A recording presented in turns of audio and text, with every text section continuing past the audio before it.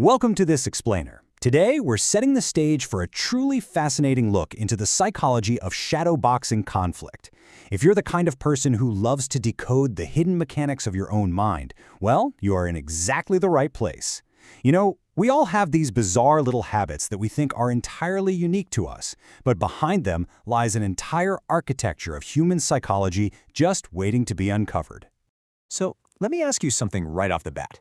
Have you ever found yourself standing in the shower, the hot water running, having a full-blown, passionate argument in your head with absolutely no one? You're gesturing wildly, you're making these brilliant points to the shampoo bottles, and the intensity feels completely 100% real. You can almost hear the other person's ridiculous counter-arguments, and you are just shutting them down one by one. Or, actually, maybe you aren't fighting a future battle at all. Maybe you're replaying a past conversation, one that ended days ago, just so you can finally deliver that absolute perfect comeback you thought of way too late. We've all been there, right? Driving in the car or lying in bed and suddenly realizing the exact witty phrase that would have won the day. To anyone else, it might just seem like you're talking to yourself, but there's a really complex, fascinating process happening just beneath the surface. The science behind this is absolutely wild. Having these full conversations and arguments that never happened is an actual recognized psychological pattern known as mental rehearsal. Basically, your brain is actively simulating situations to help you feel more prepared and way less stressed about future conflict. It's not just random daydreaming, it's a highly structured coping mechanism that your mind deploys to help you navigate complex social realities. So let's break down the science behind this, starting with Pillar 1, regaining a sense of control. Think about the stark contrast between your real life and these imaginary arguments. Real-life interactions are uncertain, they're messy, and honestly, they can be deeply overwhelming.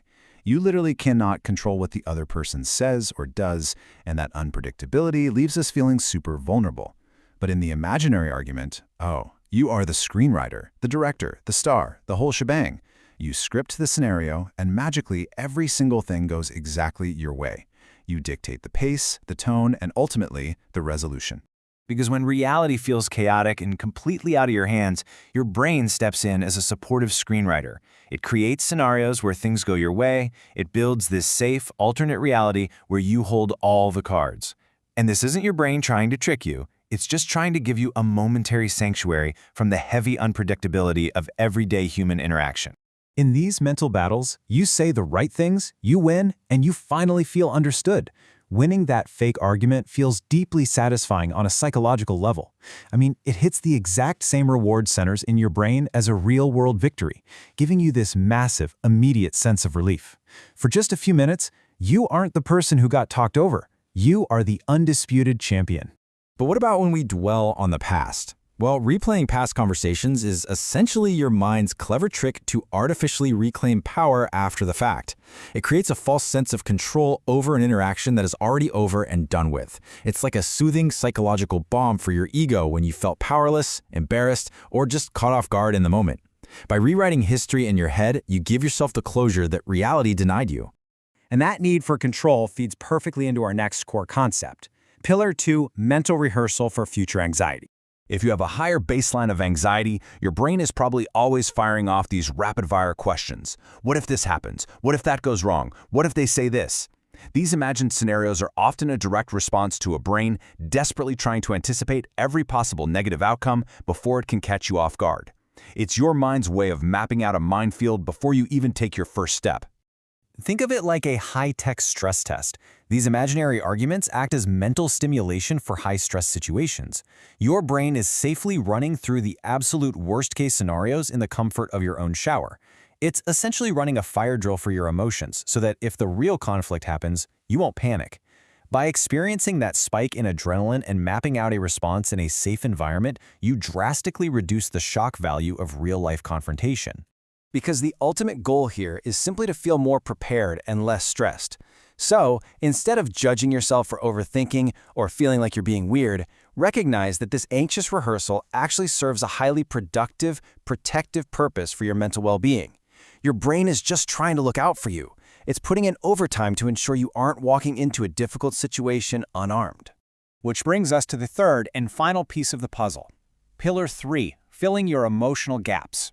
Look, we all carry hidden emotional voids around with us. Think about your real-world reality, where your emotional needs might be deeply unmet. Maybe you feel ignored, dismissed, or undervalued by a boss, a friend, or a partner. Now contrast that with your imaginary world. In your head, people actually listen to you. You finally feel valued. The contrast between what you get from the world and what you have to artificially give yourself is incredibly revealing. Because in these simulated conversations, people listen to you, you get attention, and you feel valued.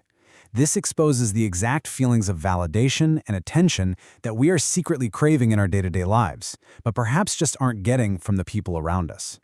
When you argue in your head, you aren't just fighting an opponent. You are demanding the respect and the space that you feel you've been denied in your waking life. When your real-world environment falls short, your brain beautifully steps in as an emotional surrogate. It creates these exact feelings artificially, generating quick relief and a much-needed sense of validation. It's a temporary self-generated patch for a very real emotional wound. Your mind recognizes that you're hurting, and it manufactures the exact scenario required to administer a dose of dopamine and comfort.